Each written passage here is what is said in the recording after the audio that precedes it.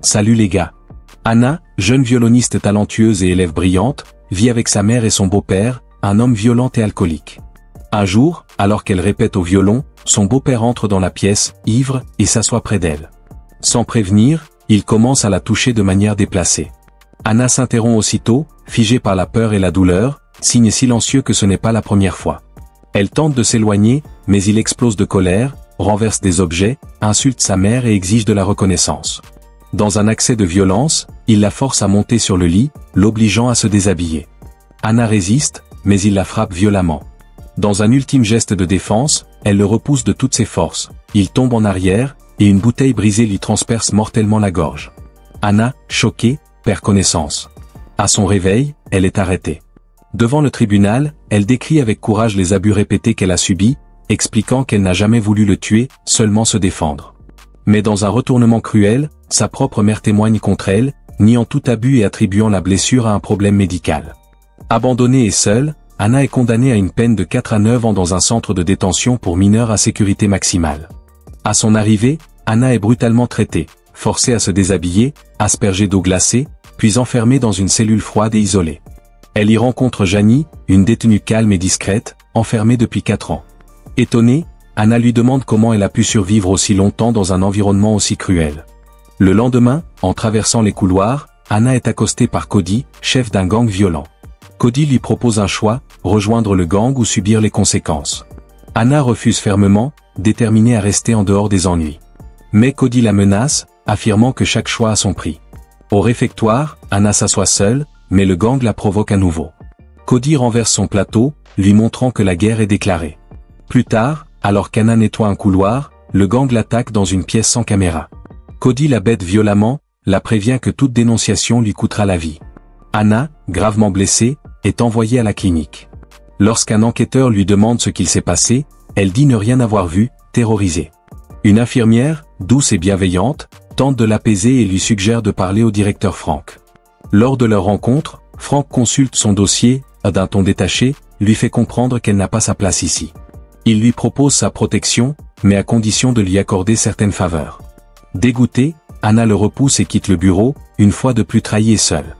De retour en cellule, Janie lui demande si Frank l'a harcelée. Épuisée et à bout, Anna s'ouvre enfin à elle. Janie l'écoute en silence, lui offrant du réconfort, le premier acte de gentillesse qu'Anna reçoit depuis longtemps. Acculée, ne voyant plus d'issue, Anna prend une décision difficile, rejoindre le gang de Cody pour survivre.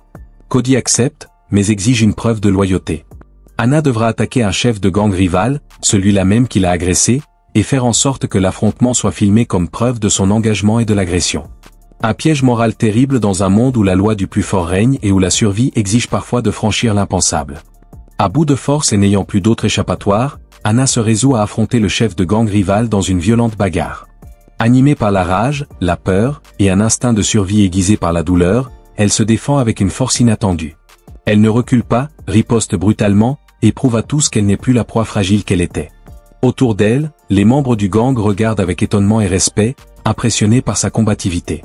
Mais cet instant de puissance est vite interrompu, les gardes surgissent, interrompant la scène. Tandis que les autres fuient la sanction, seule Anna est arrêtée. Tenue pour unique responsable, elle est conduite à l'isolement. Sa punition est inhumaine. Un garde l'oblige à se déshabiller et l'enferme nue dans une cellule glaciale pour 72 heures. Seule, grelottante, humiliée, Anna sombre dans un silence intérieur. Quand elle est enfin libérée, elle est immédiatement convoquée dans le bureau du directeur Frank. Une fois encore, il lui propose sa protection, à condition qu'elle se plie à ses exigences. Épuisée, sans alliés, elle finit par céder à contre-cœur, seulement pour survivre à cet enfer. Brisée, elle retourne dans sa cellule. Cody lui rend visite, lui offre un semblant de réconfort. Dans ce monde de violence, Anna commence à s'appuyer sur elle, croyant entrevoir une forme de stabilité. Mais au fil du temps, la présence de Cody devient étouffante, presque possessive, et Frank menace d'allonger la peine d'Anna si elle tente de se rebeller. Piégée, Anna se tourne vers Janie. Celle-ci l'encourage à parler au psychiatre de la prison, et lui confie comment elle-même a trouvé le courage de se reconstruire, malgré les cicatrices. Inspirée mais toujours habitée par la colère, Anna décide de confronter une nouvelle fois celui qui l'avait agressée dans le passé. Cela déclenche une bagarre massive. Les gardes interviennent, mettant brutalement fin à l'affrontement. Anna est de nouveau envoyée à l'isolement. Nue, sans même un matelas, elle refuse de manger, de boire. Elle casse sa brosse à dents et s'ouvre les poignets. Un garde la retrouve à temps. Elle est transférée en cellule de surveillance anti-suicide, attachée pour l'empêcher de se blesser à nouveau. Un psychiatre l'évalue, concluant qu'elle a besoin d'un suivi médical immédiat. Anna est envoyée à l'hôpital carcéral pour 2 semaines. Là, elle croise d'autres détenues, des femmes détruites par la dépendance, la folie, le chagrin, certaines bien plus atteintes qu'elle ne l'imaginait. Un membre du personnel lui propose de participer à un spectacle de talent, lui tendant une guitare. Mais Anna, traumatisée, prend cet homme pour son beau-père. Elle hurle, paniquée, et doit être renvoyée à la clinique, en crise. Pendant ce temps, d'autres détenus apprennent que le directeur Frank abuse de son pouvoir pour opprimer Anna. Solidaire, certaines l'attaquent, le blessant au visage et au bras. À la clinique, le directeur, humilié, accuse Anna de fomenter la rébellion et lui interdit toute tentative de parole ou de plainte. Lors du spectacle de talent en prison, Anna monte finalement sur scène. La guitare en main, elle joue, les yeux fermés, transformant sa douleur en mélodie. Son interprétation touche l'audience. Elle conclut la performance par un regard droit vers le directeur, prêt à négocier. Frank, contraint, lui propose un accord, un comportement irréprochable, et il facilitera sa libération anticipée. Pour la première fois depuis longtemps, Anna aperçoit un mince rayon d'espoir. Un soir, épuisée par les abus et n'ayant plus rien à perdre, Anna se confie à une infirmière bienveillante. Elle lui raconte tout, les agressions, le chantage, la manipulation de Frank. L'infirmière l'écoute avec compassion, lui promettant de l'aider. Mais le lendemain, Frank apprend leur échange. Implacable, il ordonne à Cody et aux membres de son gang d'intimider l'infirmière. L'agression tourne mal. L'infirmière meurt sous leurs coups. Anna, dévastée et terrifiée, n'a plus d'autre choix. Elle confronte Cody, et le cœur battant, lui avoue que Frank a abusé de nombreuses filles dans la prison. Contre toute attente, Cody décide de l'aider. Elle donne à Anna un petit enregistreur et lui demande de collecter des preuves, discrètement. Anna s'exécute. Lors d'un entretien, elle enregistre secrètement Frank alors qu'il tente à nouveau de la manipuler, tout en la félicitant publiquement comme une détenue exemplaire. Quelques instants plus tard, dans un discours sarcastique, il la rabaisse devant le comité de libération. Et même si j'aimerais dire qu'Anna Nick est une détenue modèle, malheureusement, elle a un vrai problème avec l'autorité. Peut-être serait-il préférable qu'elle reste ici un peu plus longtemps avant de sortir. Ces mots résonnent comme une trahison ultime. Mais Anna garde son calme. Elle sait qu'elle a enfin ce qu'il faut pour le faire tomber. Elle remet l'enregistrement aux autorités. Les images et les preuves sont transmises au juge. Lors de la prochaine audience, la salle retient son souffle en découvrant l'ampleur des abus. Le comité est choqué. Frank est immédiatement arrêté et placé en détention provisoire, sous le coup d'une enquête criminelle.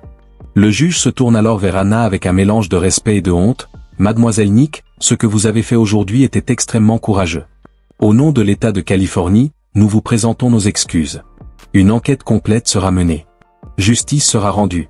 En attendant, vous êtes libérée. » Dans une ultime rédemption, sa mère, rongée par la culpabilité, avoue publiquement les abus subis par Anna.